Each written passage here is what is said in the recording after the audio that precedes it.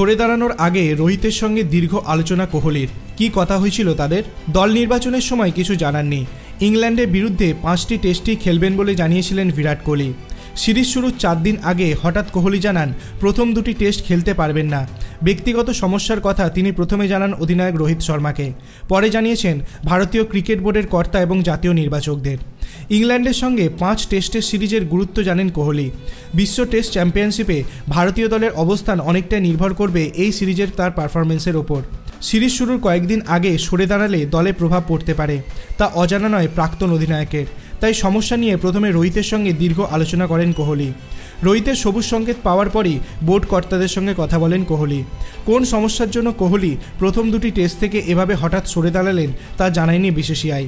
এক কর্তা বলেছেন কোহলি প্রথমে রোহিতের সঙ্গে সমস্যা নিয়ে আলোচনা করেছে, কারণ রোহিত দলের অধিনায়ক। কোচ রাহুল দ্রাবিড়ের সঙ্গে কথা বলেছে। দল থেকে ছুটি পাওয়ার পর নির্বাচকদের সঙ্গে যোগাযোগ করে ব্যক্তিগত সমস্যার কথা জানিয়েছে।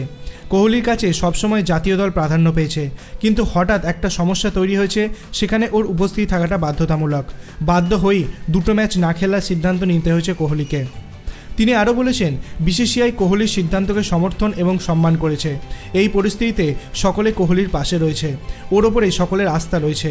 কোহলিকে ছাড়াই দল ভালো পারফরমেন্স করবে বলে বিশ্বাস আমাদের। একাধিক ভালো ক্রিকেটার রয়েছে দলে। আপনার কি মনে হয় কী কারণে কোহলি প্রথম 2টি ম্যাচ খেলতে পারবেন না? আপনার অভিমত আপনি কমেন্ট সেকশনে জানাতে পারেন। ভিডিওটি ভালো লাগলে লাইক করবেন, চ্যানেলটিকে সাবস্ক্রাইব করতে ভুলবেন না। ধন্যবাদ।